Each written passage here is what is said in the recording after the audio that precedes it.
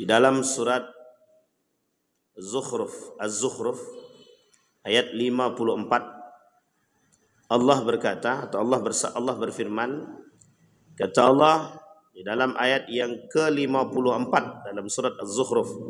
Kita mulai dari ayat yang ke-51. A'udzu billahi minasyaitonir rajim. Bismillahirrahmanirrahim. Wa nada fir'aunu fi qaumihi qala ya qaumi alaysa li mulku misra wa hadhihi al-anhar tajri min tahti afala tubsirun am ana khairun min hadha alladhi huwa mahinun wala yakadu yubayyin falaula ulqiya alaihi aswiratun min dhahabin aw jaa ma'ahu al-malaikatu muqtarinin fastakhaffa qaumahu fa'ata'uhu innahum kanu qauman fasiqin falamma asafuna ataqamna minhum fa'aghraqnahum ajma'in faja'alnahum salafan wa mathala lil akharin. Surat Az-Zukhruf ayat 51 sampai 56. Judul kita pagi ini adalah Fir'aun zaman di akhir zaman. Fir'aun di akhir zaman. Dalam beberapa literatur kita temukan ada beberapa tulisan yang menuliskan tentang karakter-karakter Fir'aun yang menjadi contoh bagi manusia-manusia di akhir zaman, yang menjadi pedoman atas kerusakan yang dilakukan oleh manusia di akhir zaman. Fir'aun dalam hal ini merujuk kepada Raja Mesir yang zalim yang ketika itu terjadi pada masa Nabi Musa wa Harun.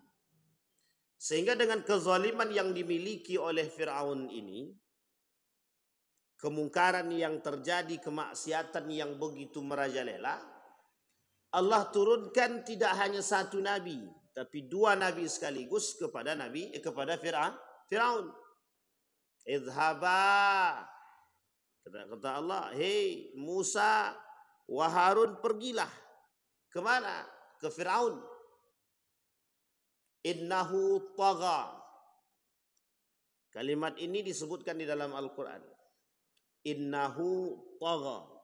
Kalimat tagha ini Allah sebutkan di dalam Al-Quran. Bahkan cerita tentang Fir'aun ini sendiri setidaknya ada 74 ayat yang berbicara. Nanti kita kupas satu persatu. Dari sekian banyak ayat tersebut mana yang berbunyi akan karakter daripada Fir'aun itu sendiri. Kemudian kata Allah, hei Musa dan Harun pergi ke Fir'aun.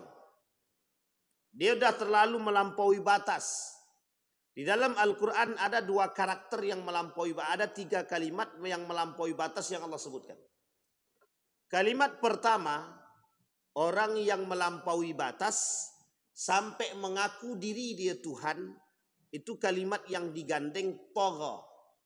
Tagha ini kesombongan yang melampaui batas sampai mengakui diri dia Tuhan. Yang pertama, maka kalimatnya tagha. Jadi kalau ada orang yang mengakui Tuhan, mengaku diri dia Tuhan, tapi kalau tak sombong tidak, cuma ngaku Tuhan aja. Tapi kalau udah ngaku Tuhan itu pasti sombong sudah. Tagha kalimatnya. Kemudian pada cerita Qarun ada kesombongan pada aspek harta. Kalimat ini juga digandeng kepada pemiliknya yang disandarkan akan sifat kesombongan terhadap harta tersebut. Kalimat yang kedua kata Allah bagha. Jadi kalau tagha sombong karena mengakui Tuhan, kalau bagha sombong karena harta. Nah, yang banyak tuh yang pertama apa yang kedua? Kedua-duanya banyak sekarang nih.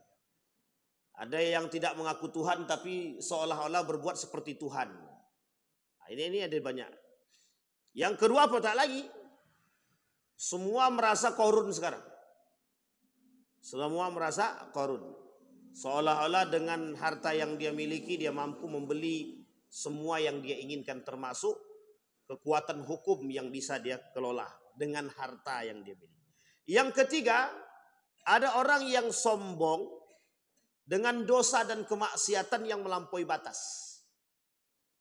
Tapi Allah gandeng kalimat itu sekaligus dengan sifat. Kalimat itu disebut dengan israf.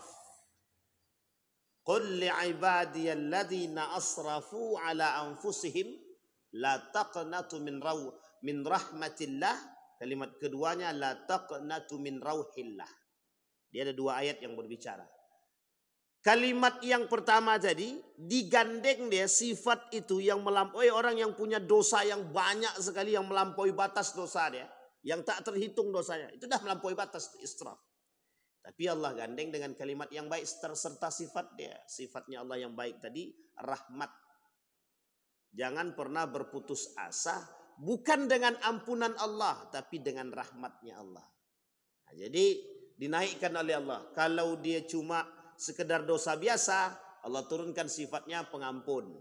Kalau dosanya 2 sampai 3, Allah turunkan sifatnya Ghaffar, pengampun. Tapi kalau dah banyak sekali dosanya, Allah turunkan sifatnya rahmat namanya. Nah, jadi sifat itu menggandeng. Baik, kembali kepada persoalan tadi. Dalam 3 pembahasan itu, yang pertama yang dimiliki oleh Qarun, yang pertama yang dimiliki oleh Fir'aun adalah karakter kesombongan, keangkuhan yang mengakui diri dia Tuhan. Dan ini terjadi pada masa Nabi Harun dan Musa. Fir'aun bukan nama asli daripada diri dia. Nama lain daripada Fir'aun itu adalah nama lain daripada raja-raja Mesir. Sehingga ada kemungkinan, ada beberapa kemungkinan itu, Fir'aun itu ada yang baik, ada yang tak baik. Fir'aun pada masa Nabi Yusuf alaihissalam, raja Mesir, itu baik. Sangat baik sekali. Sampai Nabi Yusuf diangkat menjadi bendahara negara. Termasuk ketika itu dia kata bahwa kebahagiaan kami adalah terhadap datangnya Nabi Yusuf beserta dengan ayahnya yang bernama Ya'qub alaihissalam. Jadi 2 nabi sekaligus pada masa itu yang membersamahi keberkahan daripada Mesir itu sendiri. Nabi Yusuf, kemudian Ya'qub alaihissalam, Nabi Ya'qub alaihissalam. Tapi Fir'aun yang kita sampaikan dalam Al-Quran ini, karakter ini, itu adalah karakter Fir'aun yang ada pada masa Nabi Musa. Mengapa Allah tak sebutkan nama lengkap dia? Karena karakter ini, kata para ulama-ulama Al-Quran, ulama-ulama tafsir, penyebutan karakter ini tanpa menyebutkan nama asli, itu menyebutkan bahwa akan terjadi pengulangan kejadian dan karakter itu sendiri. Kita ambil contoh Maryam. Maryam itu melahirkan tanpa suami atau tanpa laki-laki. Tanpa suami apa tanpa laki-laki? Sama aja kan? Suami dan laki-laki. Dia ada perbedaan, ada. Ada perempuan melahirkan tanpa laki-laki atau tanpa suami itu, yang pertama disebabkan married by accident atau memang lahir hamil di luar nikah. Hamil di luar nikah. Tapi kalau Maryam tidak, tanpa disentuh oleh laki-laki. Disebutkan nama dia, kejadiannya Maryam. Maka kejadian ini tidak akan terulang kembali. Tidak akan terulang lagi. Ada enggak yang lahir tanpa disentuh laki-laki? Ada enggak wanita yang hamil tanpa disentuh oleh laki-laki sekarang? Tidak ada. Tapi kalau perempuan hamil tanpa suami, banyak. Nah, itu yang disebut dengan kejadian itu. Maka ketika ini dalam aspek kaidah tikrar, pengulangan itu, kalau disebutkan nama, ada kemungkinan besar tidak akan terjadi. Makanya ketika Ali ditanya, keajaiban ketika Ali bin Abi Thalib ditanya tentang kejadian-kejadian yang lahir tanpa disentuh itu, kemudian ada keajaiban yang terjadi di dalam Islam itu seperti Nabi Isa alaihissalam yang bisa berbicara di waktu masih bayi untuk membuktikan akan kenabian yang diberikan semasa dia bayi. Nabi Muhammad, Nabi pada umur 40 tahun. Nabi Isa ketika kecil, bayi, itu sudah bisa membuktikan kenabian dia melalui lisan dia sendiri ketika terjadi fitnah terhadap ibunda tercinta Maryam. Dan itu disebutkan langsung nama Maryamnya. Maka kejadian ini tidak akan terulang lagi. Tapi kalau seandainya hamil luar nikah kan banyak ya. Itu menjadi sebuah tren sekarang. Jadi trennya Eropa berhubungan badan. Jadi ada seorang wanita punya banyak suami itu biasa. Kalau di Eropa itu biasa. Kenapa? Karena ini sudah menjadi sebuah kebiasaan tradisi. Bukan tradisi tapi menjadi sebuah kebiasaan. Sehingga kalau Bapak Ibu tanya perempuan-perempuan itu sebagian ya. Itu tanya, sudah berapa kali berhubungan badan? Oh sudah tak terhitung, sudah banyak laki-laki. Coba bayangkan. Dan itu mereka bangga biasa-biasa aja itu. Nah, itu yang mau diadopsi oleh orang-orang wanita-wanita yang westernisasi di Indonesia ini. Orang wanita-wanita yang tercampur pemikirannya dengan budaya-budaya barat. Jadi seolah-olah, mohon maaf ya Bapak Ibu ya, meskipun tidak semuanya, tapi sebagian di antara para artis itu coba lihat, seolah-olah berhubungan badan itu tidak ada dosanya bagi mereka, biasa aja gitu. Kalau udah jadi seperti itu tuh seolah-olah sudah berapa kali berhubungan badan, oh udah tidak terhitung. Jadi bangga dia melakukan perbuatan tersebut tuh bangga. Bezinah tuh bangga. Makanya ada istilah itu, kalau suka sama suka itu ndak zina kata dia. Kalau suka sama suka meskipun ndak nikah itu ndak zina. Yang zina tuh kalau pemerkosaan kata dia. Nah, itu yang merepotkan kita tuh yang seperti itu, pemikiran seperti ini. Nah, Bapak Ibu sekalian yang berbahagia, ini yang kemudian terjadi. Maka kalimat yang sederhana itu disandarkan. Kesombongan Fir'aun pada masa itu sudah mencapai pada puncaknya. Sehingga sengaja Allah tidak sebutkan di dalam Al-Quran nama dia, nama aslinya, untuk mengulang kejadian itu. Dan ternyata itu kejadian terjadi. Seorang Qaddafi yang dianggap Fir'aun oleh sekelompok orang. Dianggap Fir'aun. Kalaulah ada Fir'aun masa dahulu, mesti akan ada Fir'aun yang akan datang. Makanya kenapa nama Fir'aun itu tak disebutkan nama asli, karena akan terjadi pengulangan. Kita lihat karakter Fir'aun yang terjadi di akhir-akhir ini.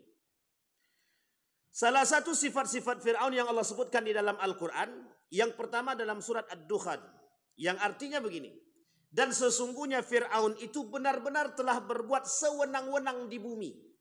Kita lihat dalam surat Ad-Dukhan itu.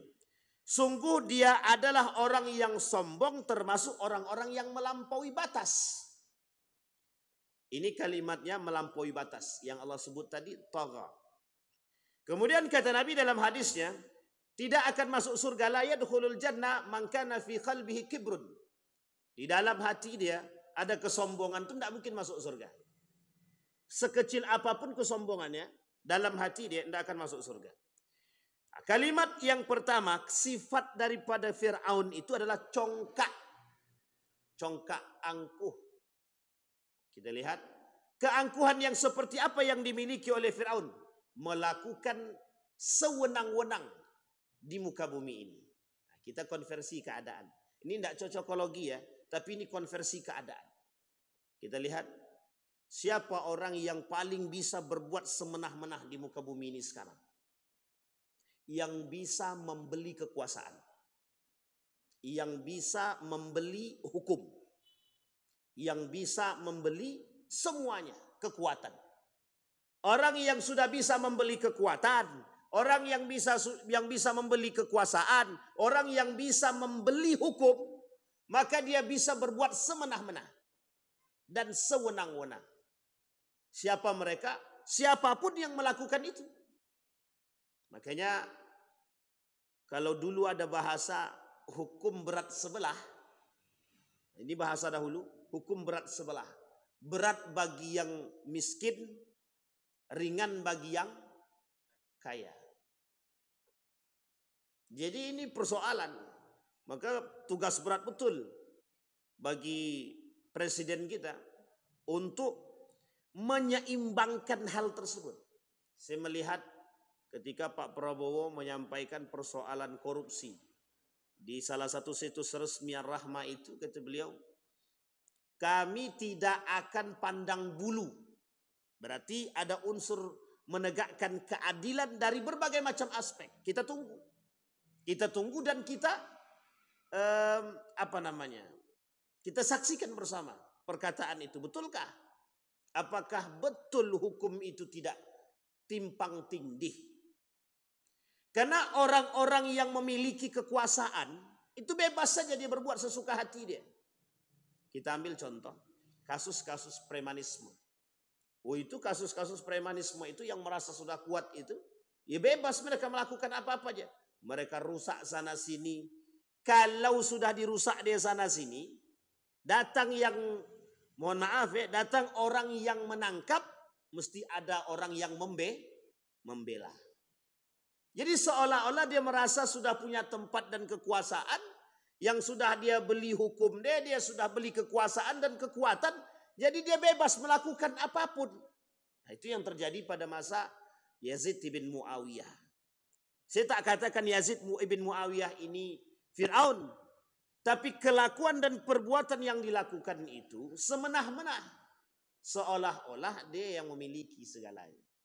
Ini ada orang-orang yang begitu itu ada. Baik, congkak. Nah, kalau sebutkan dalam Tuhan itu.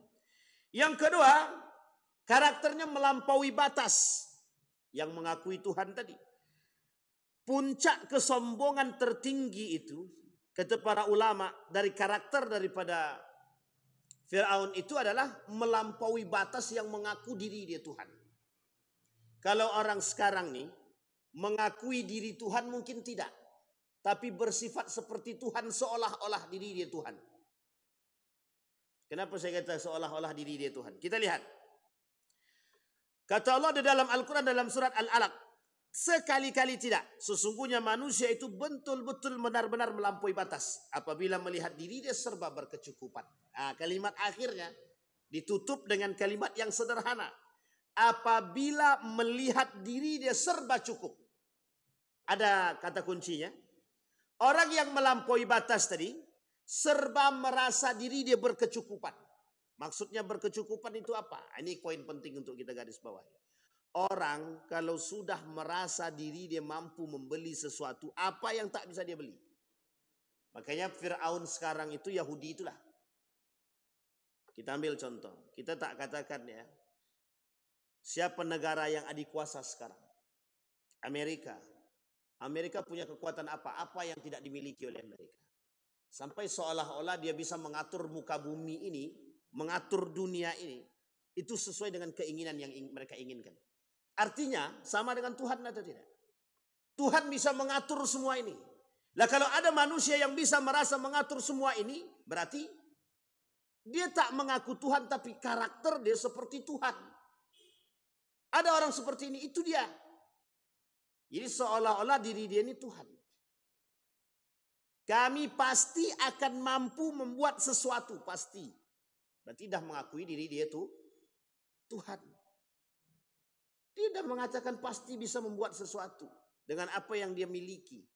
Sama halnya seperti yang terjadi ketika Donald Trump mengakui kesombongannya di hadapan publik, seolah-olah mampu melakukan sesuatu.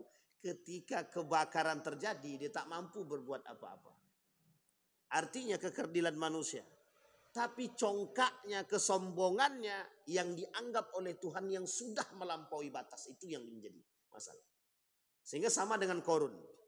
Ketika Korun melampaui batas tertinggi kesombongannya, apa yang tak bisa dibeli oleh Korun? Tak ada yang tak bisa dibeli. Pulau pun bisa. Indonesia ini bisa dibeli oleh Korun. Cuman waktu itu Indonesia belum ada. Apa yang tak bisa dibeli oleh Korun? Semua bisa dibuat oleh Korun.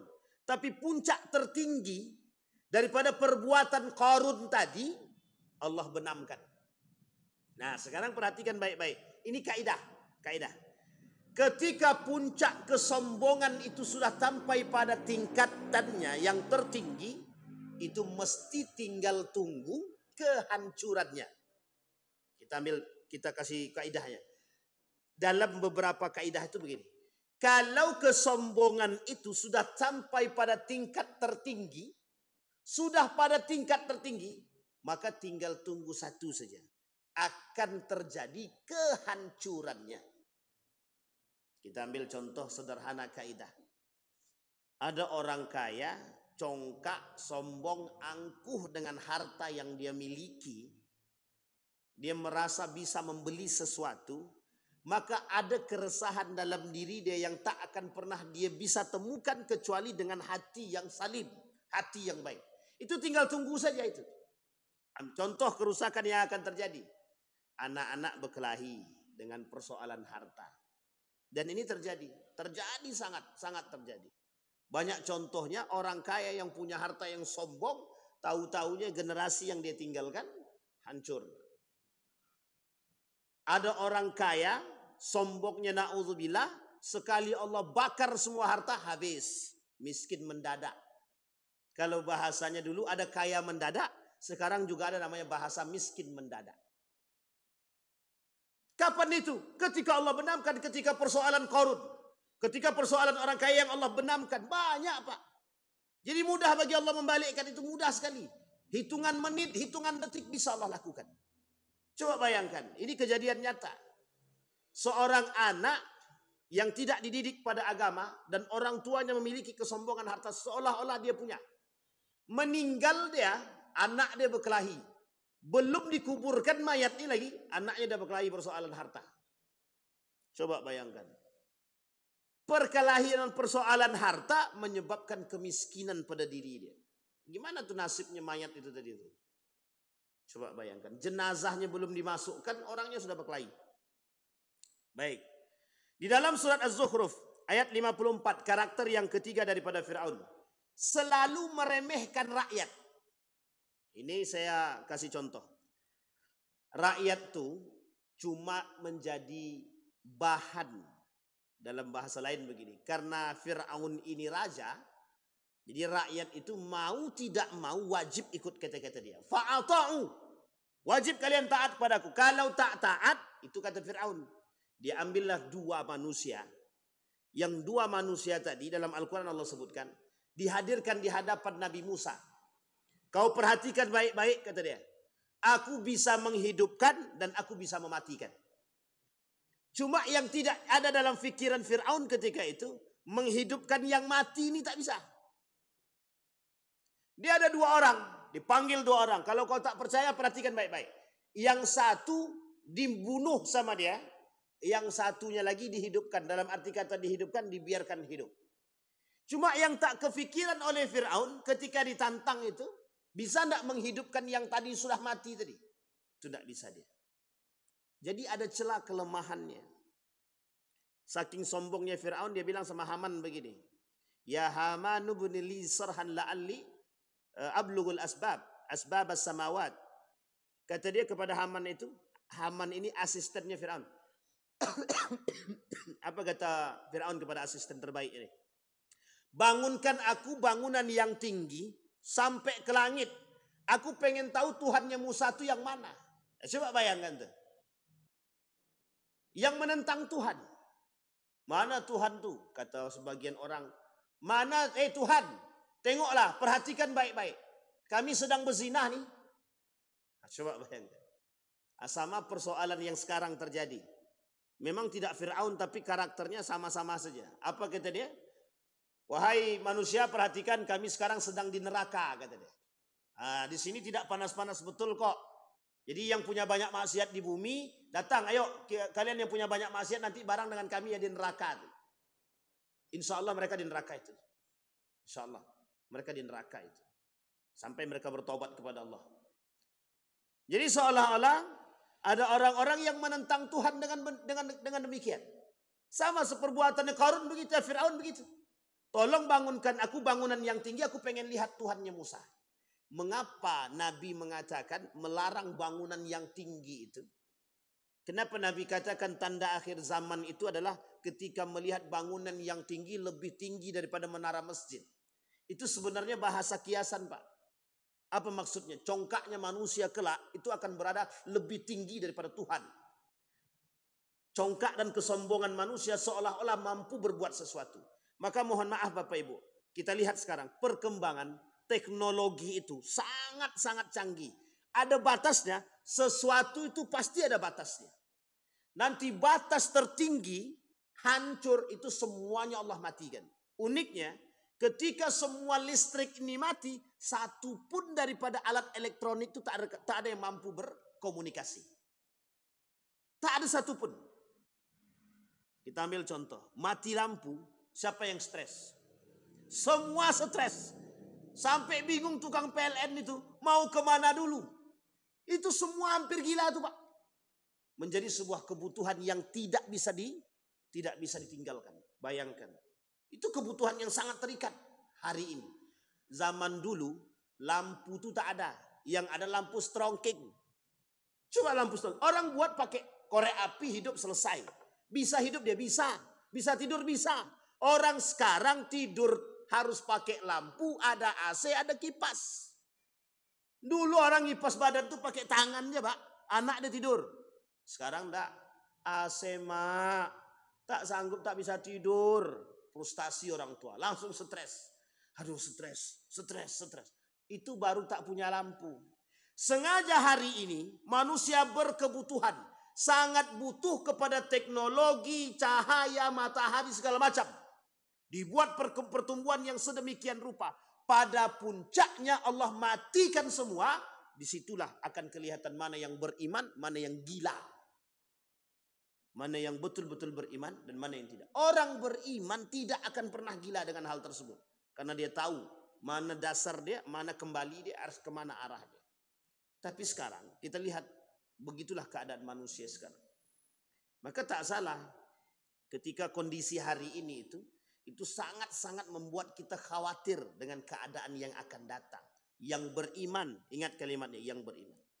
Kembali kepada poin tadi. Apa kata Allah dalam Al-Quran surat Az-Zukhruf ayat 54? Maka Fir'aun dengan perkataan itu telah mempengaruhi kaumnya. Fir'aun dengan perkataan tersebut telah mempengaruhi kaumnya. Kita lihat. Fastakhaffa qaumahu fa'ata'u innahum kanu qauman fasiqin. Falamma asafuna intaqamna minhum fa'aghraqnahum ajma'in faja'alnahum salafan wa mathalan lil akharin. Kami jadikan persoalan Fir'aun ini, kata Allah, itu contoh bagi orang-orang terdahulu. Bagi orang-orang yang akan datang. Katanya. Apa contohnya? Cara Fir'aun menakut-nakuti masyarakatnya bagaimana? Kata Fir'aun begini. Kalau kalian tidak taat padaku, siapapun kalian akan aku bakar, akan aku hukum, dan lain sebagainya. Nah, sekarang kita konversi. Pada masa siapa kita pernah terjadi yang merasa takut, tak aman? Pada masa siapa? Dulu pada masa Soeharto itu, kalau kita protes tembak mati. Itu pada masa Soeharto. Yang demo tembak, yang protes tembak. Jadi tak ada kebebasan berbicara.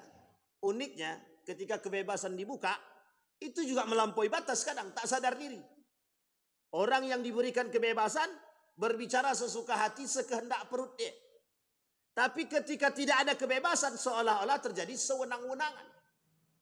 Sekarang kita kembalikan. Hari ini kebenaran dibungkam. Cara membungkam kebenaran bagaimana? Kalau kau mau sampaikan kebenaran, lihat anak istrimu besok. Jadi tak bisa bicara kita sekarang. Makanya mohon maaf, orang sekarang takut berbicara kebenaran. Takut. Kenapa takut? Kalau menyampaikan kebenaran, maka langka Pak. Langka manusia-manusia seperti Dr. Yahya Waloni. Kita mungkin tak berlebihan memuji. Tapi orang yang berani menyampaikan kebenaran itu langka. Langka sangat. Menyampaikan kebenaran, kejujuran itu langka. Orang jujur dalam parlemen tersingkirkan. Orang yang tidak korupsi terasingkan. Itu unik itu. Dulu pernah terjadi. Saya tak sebutkan itu. Bapak Ibu kalau mau lihat itu banyak ada cerita ini. Itu ada dalam buku Indonesian X-File. Ini pernah saya sering sampaikan. Lah kapan waktu saya bawa buku itu. 2 buku itu Indonesian X-File judulnya. Di dalam buku itu banyak kebenaran-kebenaran yang tidak terungkap. Jadi dulu ada kasus pemerkosaan seorang wanita. Wanita ini perempuan desa di salah satu daerah di Indonesia ini. Jadi pemerkosaan itu sudah lama. Ternyata yang memperkosa adalah anak dari ya kita anggap bangsawan lah. Anak dari bangsawan. Itu keluar beritanya Pak di koran. Ketika keluar beritanya di media cetak, hari itu juga dikeluarkan dengan media yang sama. Diprotes, yang protes mereka karena mereka punya duit dan kekuasaan, tutup, tidak boleh. Akhirnya berita itu tidak muncul lagi. Sampai hari ini pemerkosa itu tidak tahu siapa, maksudnya tidak ada keadilan bagi perempuan tersebut. Saya pernah baca cerita itu dan saya tahu betul waktu itu kami pernah tinggal di daerah tersebut. Ini di Jawa kasusnya, Pak, di Jawa. Itu pernah terjadi. Dan itu diceritakan oleh orang-orang terdahulu. Pernah tahu terjadi itu. Kalau anak penguasa melakukan kesalahan, itu orang takut itu sudah. Kalau aku tidak hukum dia, maka aku berdosa. Tapi kalau aku hukum dia, aku pasti tersingkirkan. Pilih mana? Kalau dia kuat iman, mesti dihukum. Meskipun dia, karena dia takut dosa. Tapi karena tidak kuat iman, daripada aku dimutasi, ya biarkan aja lah, kata dia. Sampai sini paham maksud ini Pak? Ini bahasa ilustrasi Pak. Bahasa sederhana keadaan sekarang itu. Takut akan terjadi sesuatu pada diri dia, tak berani menghakimi orang yang bermasalah. Makanya kasus korupsi kita nih, rumitnya bukan main. Sebenarnya bukan rumit. Karena yang kena itu banyak. Dan yang banyak itu rata-rata penguasa semua kan. Itu yang ditakutkan itu. Jadi kalau aku usut, masalah. Kalau tak aku usut, dosa. Sekarang mau yang mana? Takut mana? Takut Tuhan apa takut manusia? Sekarang kita lihat. Takut Tuhan apa takut manusia? Seolah-olah manusia hari ini adalah, penguasa hari ini seolah-olah adalah Fir'aun. Makanya tidak berlebihan kalau kita kata Fir'aun akhir zaman. Fir'aun akhir zaman itu. Tidak berlebihan, tidak. Karena banyak nanti di akhir zaman itu yang lebih parah daripada itu. Nabi katakan kelak di akhir zaman itu penguasa yang zalim itu akan banyak bertebaran. Memang begitu keadaannya. Lah sekarang contohnya sudah banyak, sudah. Setiap orang yang ingin menyebarkan kebenaran dibungkam. Uniknya ada ulama yang menyuarakan kebenaran, ulamanya masuk penjara. Coba bayangkan. Pada masa siapa? Tidak usah kita keluar negeri Pak, di tempat kita. Buya Hamka. Buya Hamka itu dimasukkan ke mana? Ke penjara. Hanya karena membela kebenaran. Tak sejalan dengan pemerintah dimasukkan ke dalam penjara. Uniknya meninggal dia yang sholatkan Buya Hamka. Nah, tapi untung Buya Hamka tidak punya dendam. Jadi memang keadaan Pak, itu memang keadaan begitu. Jadi pemimpin yang zalim, kata Nabi, kelak di akhir zaman itu banyak bertebaran. Kalau pemimpin yang zalim ini sudah merajalela, nanti akan sampai pada puncaknya. Coba bayangkan, satu pemimpin yang zalim di Indonesia, misalkan, bukan di Indonesia, kita anggap di beberapa tempat itu ada pemimpin zalim. Setiap tempat punya pemimpin yang zalim rakus. Dan pemimpin-pemimpin berkarakter daripada Fir'aun, kira-kira apa yang terjadi? Perang Pak. Yang satu ingin menguasai ini, yang ini ingin menguasai ini. Kita ambil contoh. Antara Iran dengan Irak. pada masanya. Babilonia dengan Persia. Itu berdekatan itu Pak. Bukan berjauhan, berdekatan, bersebelahan. Irak dengan Iran. Babilonia dengan Persia. Yang memiliki kekuatan pada masanya. Itu saling ingin menguasai. Yang satu memang punya kezaliman, yang satu punya kezaliman. Saling ingin menguasai. Raja Babilonia dengan Raja Persia. Ingin saling menguasai antara satu dengan yang lain. Jadi keadaan itu yang menjadi karakter. Makanya kenapa Allah tak sebutkan nama Fir'aun itu dengan nama asli. Karena memang karakter kepemimpinan yang zalim itu akan ada kepada para pemimpin-pemimpin akhir zaman. Siapa mereka pemimpin akhir zaman itu? Ya wallahu alam. Apakah kondisi yang dikatakan Nabi dalam hadisnya tidak akan terjadi hari kiamat sampai kalian akan melihat pemimpin-pemimpin yang zalim? Itu disampaikan oleh Nabi, sinfani min ahli nari lam arahum, ada dua kelompok yang tidak akan Nabi lihat di surga. Bahkan mencium bau surga pun tidak, kata Nabi. Satu di antaranya siapa? Pemimpin yang suka meremehkan dan menjadikan rakyatnya sebagai mangsa dia. Sekarang kita perhatikan. Ada unsur peremehan rakyat, ada. Mengatasnamakan rakyat. Ada perbuatan yang mengatasnamakan rakyat, ada.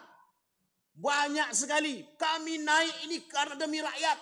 Setelah duduk dia lupa rakyat. Rakyat yang mana itu dia tidak tahu. Rakyat siapa pun tidak tahu. Coba bayangkan. Kami naik ini atas nama rakyat. Rakyat yang kami bela. Setelah rakyatnya berkasus, jangankan membela, menengok rakyat pun tidak. Sekarang pertanyaan, rakyat yang mana yang mau dia bela itu? Itu yang pertama. Sekarang yang kedua. Seolah-olah suara rakyat itu tidak ada lagi gunanya. Kenapa tak ada gunanya? Sekian banyak rakyat yang protes, ya biasa-biasa saja. Ya mau protes, proteslah kalian. Yang penting kami di atas makan enak, kata mereka. Sampai di sini bisa dipahami Bapak Ibu ya. Ini karakter. Jadi tidak salah ketika Allah mengatakan masalan lil akharin. Kami berikan contoh bagi yang lain. Maksudnya, kalau dia berakal dan beriman, mesti dia jadikan contoh. Tapi kalau dia tak berakal, tidak beriman, dia akan menjadi seperti yang dibuat oleh Fir'aun. Maka kita lihat Bapak Ibu. Ada orang-orang yang, mohon maaf, sekarang itu menjadi pemimpin dari seorang penghafal Quran misalkan. Mengerti Al-Quran. Dia paham betul Pak, bagaimana seharusnya dia berbuat. Dia paham. Dia tahu betul. Dulu, ada pemimpin kami di salah satu kota di Pekanbaru ini, salah satu kabupaten di Pekanbaru di Riau ini, itu Pak, ketika dia perjalanan dinas, itu kan ada uangnya itu Pak, ada uang perjalanan dinas. Besi saduit nih dikembalikannya kepada pemerintah. Sampai orang di sekitar dia itu protes, kenapa Bapak kembalikan? Mending kita buat untuk makan. Apa kata dia? Bukan hak saya. Itu kalau orang mengerti agama. Sekarang beliau dosen di Universitas Islam Riau itu, UIR. Coba bayangkan apa kata dia? Ini bukan hak saya. Sepeser pun tidak mau dia ambil. Berangkat haji dia tidak mau dibiayai oleh pemerintah, dia biaya sendiri. Padahal dia pemimpin kepala daerah.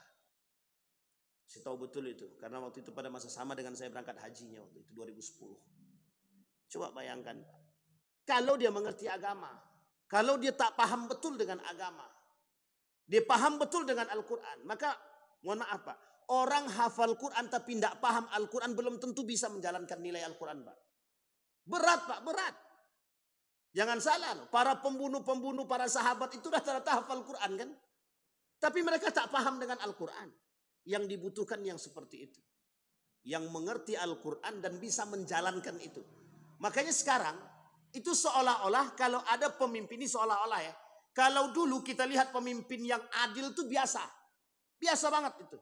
Salahuddin Al-Ayyubi, Muhammad Al-Fatih, Utsman bin Affan, Ali bin Abi Thalib. Dan terus Marwan, Harun Ar-Rasyid. Dan lain sebagainya. Sama kita lihat tuh Pak. Orang-orang beriman jadi pemimpin. Itu dulu sudah biasa. Sekarang kalau kita lihat pemimpin yang beradab, berakhlak, mulia. Yang beretika dan beragama. Itu aneh. Makanya mohon maaf. Kalau ada pemimpin yang ikut masuk dalam pemilihan, dia udah orang alim hafal Quran, ngapain sih ikut jadi calon-calon pemimpin, udahlah. Cukup aja dia bangun pondok jadi orang alim. Coba bayangkan, begitu pandangan kita sekarang.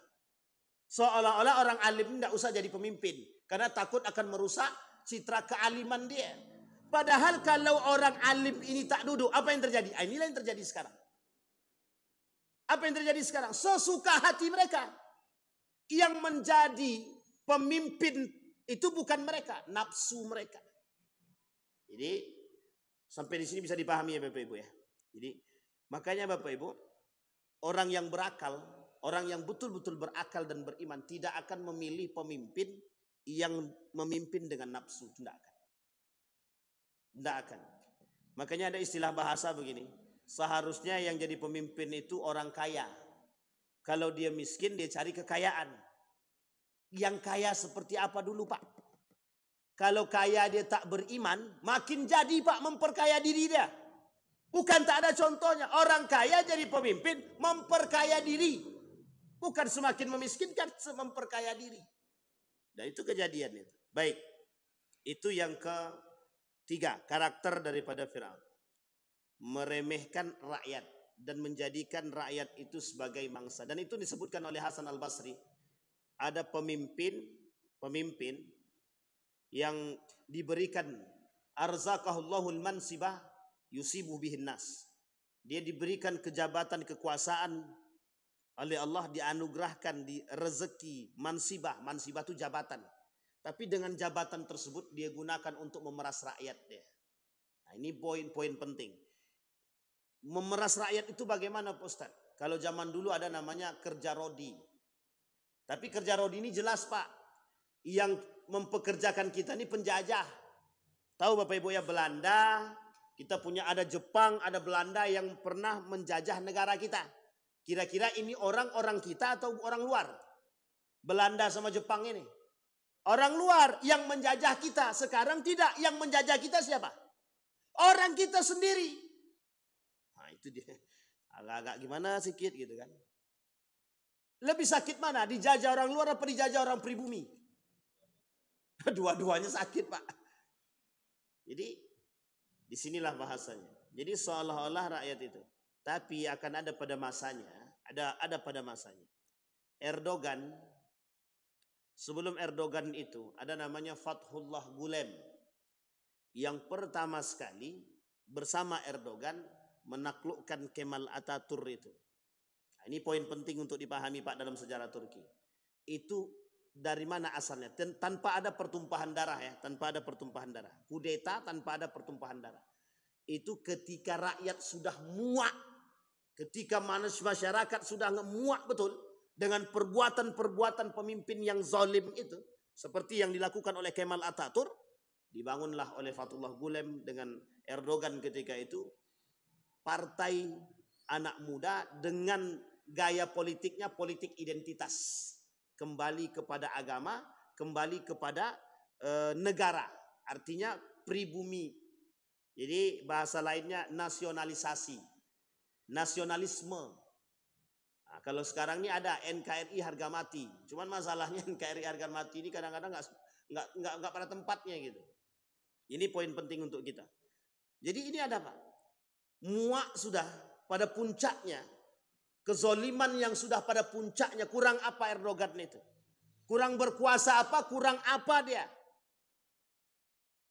Kekuasaan apa yang tak dia miliki? Kehebatan apa yang tidak dia miliki? Panglima tertinggi di Turki itu. Sampai bisa mengambil alih menjadi presiden.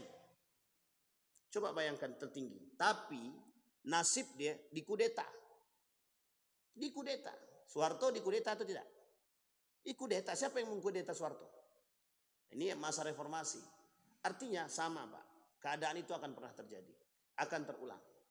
Maka sesuatu yang dilakukan. Coba lihat, perhatikan kasusnya Firaun. Firaun itu meninggalnya kapan? Diapain? Ditenggelamkan di laut. Saking muaknya Allah dengan karakter Firaun tadi. Sudah mengakui diri dia Tuhan. Allah tunjukkan satu saja. Ketika masuk dalam air, berenang pun tak sanggup. Berenang pun tak sanggup untuk selamat. Sebenarnya, kalau kita mau berpikir dengan karakter kemanusiaan, misalnya, kalau dia betul-betul raja, pasti dia bisa berenang. Harusnya bisa selamat kan? Tapi Allah berkuasa atas segalanya. Kenapa tak bisa? Bayangkan pemimpin-pemimpin yang zolim pada masa itu. Hanya seekor lalat bisa membunuh. Seekor lalat. Allah tunjukkan kesombongan Anda di mana. Gitu. Tapi dengan seekor lalat Anda tidak sanggup. Tidak usah manusia yang sekarang begitu. Manusia sekarang. Orang-orang yang sombong itu. Ketika digigit nyamuk. Apa yang dicari? Dicari obat nyamuk. Obat nyamuk dicari. Memukul nyamuk pun tak sanggup. Menangkap lalat pun tak sanggup. Itulah kelemahan manusia. Tapi kan tak sadar juga. Tak dijadikan itu. Jadi seolah-olah itu. Makanya karakter yang dilakukan, cerita yang disampaikan oleh Harun ar-Rasyid dengan orang gila itu memang cerita yang nyata Pak. Yang bagus untuk diamati. Kata orang gila itu, coba tengok tuh. Mati kok tak ada satupun yang dibawa. Itu mereka yang beriman. Harun ar-Rasyid beriman dia. Ketika Harun ar-Rasyid beriman. Tahu dia, sadar dia dengan nasihat yang disampaikan meskipun orang gila yang menyampaikan, sadar dia. Tapi sekarang udah diingatkan berkali-kali, masih juga tidak sadar. Jadi seolah-olah dia sampai berani mengatakan kami ini akan abadi dan tak akan mati. Coba bayangkan. Itu kalau ada pemimpin begitu sudah menantang Tuhan itu. Baik, yang keempat dalam surat Al-Qasas. Apa kata Allah? Sesungguhnya Fir'aun telah berbuat sewenang-wenang di bumi dan menjadikan penduduknya berpecah belah. Dia menindas segolongan dari mereka Bani Israel. Dia menyembelih anak laki-laki mereka dan membiarkan hidup anak perempuan mereka. Kasus Nabi Musa alaihissalam. Memecah belah rakyat. Karakter yang keempat daripada kesombongan Fir'aun, memecah belah rakyat. Jadi kalau kita bahasakan begini. Ada politik pemecah belah umat. Itulah bahasanya sekarang. Politik pemecah belah umat. Coba bayangkan oleh Bapak Ibu. Sekarang Bapak Ibu bisa nak melihat mana yang jujur, mana yang tak jujur. Kita lihat sekarang, kita lihat kasusnya. Ada kasus namanya mafia tanah. Kasus mafia tanah. Jadi karena yang, mohon maaf ya Bapak Ibu, ini saya kasih ilustrasi. Ada seorang mafia tanah, punya sekian banyak tanah gitu. Dan kemudian dia punya duit. Tiba-tiba ada sekelompok masyarakat ingin protes. Persoalan tanah, mafia tanah ini, itu kalau kita ambil sisi negatifnya. Pokoknya ambil paksa tanah tuh. Ambil paksa tanah tuh. Karena dia punya duit, dia bisa bayar siapapun untuk membuat sertifikat tanah itu. Jangan salah Pak, ini mafia tanah nih. Di kita ini banyak sekali Pak. Ada satu tanah itu yang punya sekian sertifikat. Tanahnya cuma satu, sertifikatnya 5. Coba bayangkan, itu masih mending 5 Pak. Ada kasus itu, di sini juga itu kasusnya itu. Termasuk tanah kami juga itu. Itu tanah yang pemilik tanahnya datang untuk ngambil haknya. Itu masih ada itu Pak, belangkonya. Datang segerombolan orang, karena kita datang nih, kawan ini datang. Mau ngambil tanah dia, datang segerombolan orang bawa parang. Jangan coba-coba kau ambil tanah, ini tanah-tanah kami. Coba bayangkan. Jangan, itu bukan Fir'aun lagi, Fir'aun banget itu Pak. Makanya mohon maaf kasus orang-orang yang kemudian mengkapling laut dan langit itu lebih parah daripada Fir'aun itu. Lebih parah daripada Fir'aun itu. Yang dikapling itu laut aja bisa dikapling Pak. Apalagi tanah ini. Uniknya begitu. Jadi mafia tanah itu, kita ambil contoh mafia tanah. Ini mohon maaf ya Bapak Ibu, mafia tanah itu. Bagaimana cara mereka memecah belah umat? Memecah belah, ini kasus. Masyarakat yang protes, kemudian dengan duit yang dia miliki, dia bayar masyarakat yang lain untuk beradu dengan masyarakat yang ini. Sehingga mohon maaf Pak, yang terjadi. Yang berantem siapa? Masyarakat dengan masyarakat. Yang punya tanah ngapain? Tetap diam di atas Pak, sambil menikmati kopi. Yang berantem siapa? Rakyat dia Pak. Tapi yang di atas masih santai dia Pak. Santai minum kopi, kan sudah ada yang ngurus. Karena mereka merasa punya banyak uang. Mereka bisa memecah belah Pak. Itu yang mereka lakukan. Kita berantem dengan sama-sama saudara, tapi yang di atas yang punya mereka menikmati Pak. Nah ini poin penting untuk kita pahami betul. Maka Bapak Ibu sekalian yang berbahagia, dulu Soeharto itu pernah kata begini. Bahkan di Yogyakarta itu orang Cina tidak boleh memiliki tanah sedikit pun. Tidak boleh Pak. orang tak Cina, tidak boleh punya tanah atas nama mereka, tidak punya, tidak boleh. Tapi mereka punya cara, nikahlah dengan pribumi, sehingga bisa membeli tanah atas nama pribumi. Jangan salah, strategi dan itulah politik itu begitu Pak. Jadi strategi harus ada cara yang cemerlang, sehingga mohon maaf Pak, yang di atas orang-orang yang berkuasa dengan duit mereka sekarang, mereka punya duit tuh. Kan begitu, duitnya banyak. Masalahnya yang berantem siapa? Yang tak punya duit. Yang tak punya duit. Sehingga mohon maaf dengan bahasa, kami butuh duit. Jadi apapun yang mereka minta kami lakukan. Lawannya siapa? Saudara sendiri. Lawannya saudara sendiri. Nah, ini poin penting Pak, untuk kita pahami. Karakter-karakter yang dilakukan oleh, mohon maaf ya, karakter yang dilakukan oleh manusia sekarang itu sebenarnya sudah dilakukan oleh Fir'aun pada masanya. Jadi karakter-karakter yang sekarang yang kita tampak, kezoliman, kebrutalan, kemungkaran, kemaksiatan, itu sudah pernah dilakukan oleh Fir'aun pada masanya. Pemecah belah umat, itu sudah pada masanya begitu memang. Jadi strategi untuk mengamankan hak kita itu dengan membeli suara orang. Sampai di sini bisa dipahami Bapak Ibu? Itu yang keempat. Yang kelima, Fir'aun itu dalam surat Ghafir, Fir'aun berkata, aku hanya mengemukakan kepadamu apa yang aku pandang baik. Fir'aun tidak pernah mau mendengarkan pendapat siapapun. Ini bahasa lainnya otoriter. Otoriter. Sekarang siapa yang pada masanya otoriter?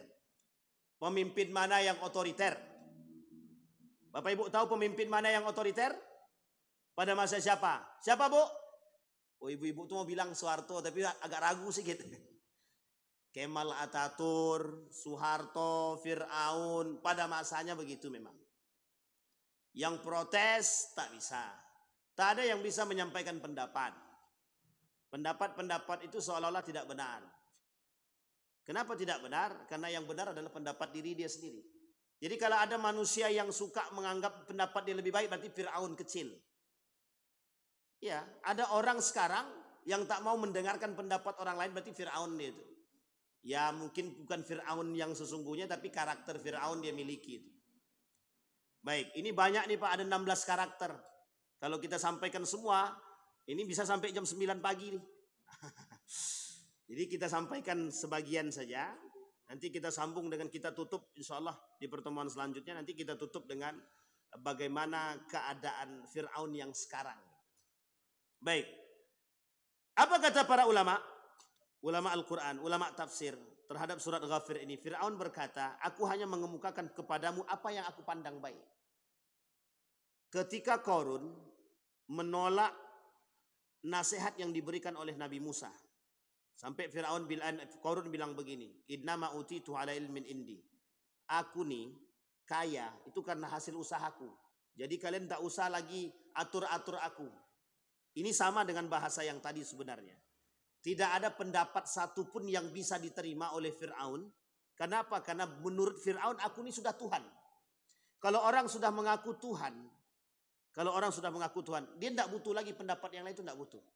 Pendapat yang paling benar adalah pendapat diri dia. Sekalipun pendapat orang lain benar, maka semua orang akan membenarkan pendapat yang dia salah. Yang dia anggap benar meskipun salah.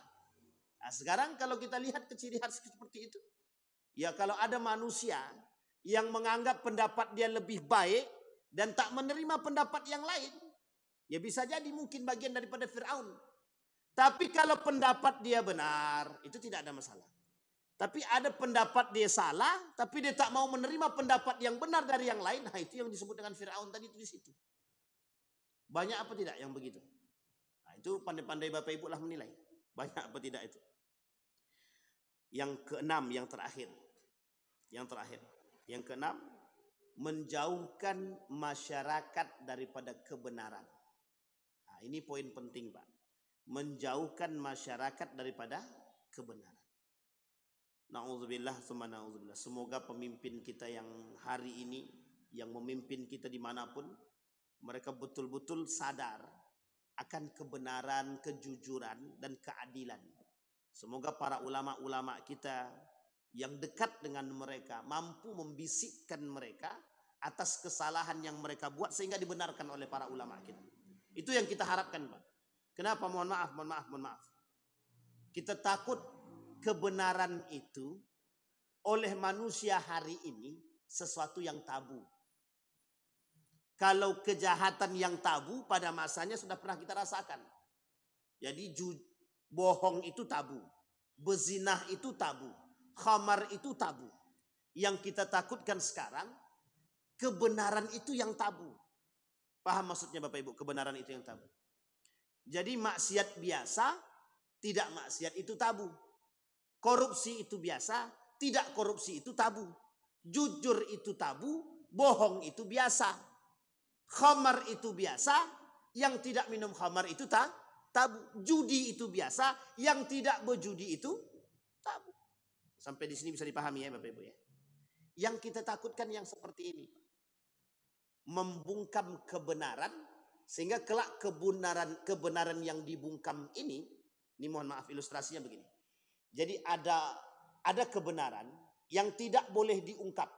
Kalau kebenaran ini diungkap, maka orang yang mengungkap kebenaran ini hilang, dibunuh. Misal contoh. Artinya ketika ada manusia yang mengungkapkan kebenaran, maka akan dibunuh atau akan dieksekusi atau apa terserahlah. Dengan kondisi seperti ini menakut-nakuti masyarakat agar tidak berkata benar. Sehingga ketika banyak masyarakat terbungkam dengan kebenaran, secara sendirinya kebenaran itu tertutupi. Sampai di sini paham, Bapak Ibu? Ini ilustrasinya begitu. Awalnya dibungkam dulu, ditakut-takuti dengan ancaman.